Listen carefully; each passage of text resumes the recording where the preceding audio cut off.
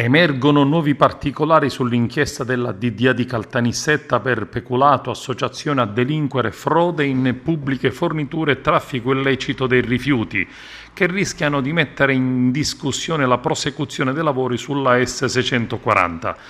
Le perquisizioni effettuate dalla Guardia di Finanza hanno portato via PC, documenti e molto del materiale di progetto relativo ai lavori di raddoppio sulla strada statale 640. Il viceministro Cancelleri ha voluto rilasciare una nota stampa per rassicurare che i lavori andranno regolarmente avanti e nessun cantiere ad oggi risulta sospeso.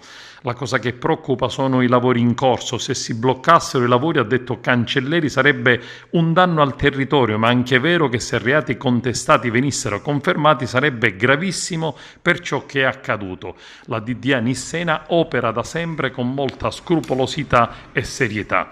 L'inchiesta giudiziaria riguarda infatti le imprese che stanno lavorando al raddoppio della strada statale 640, l'Agrigento Caltanissetta e lo svincolo per l'autostrada.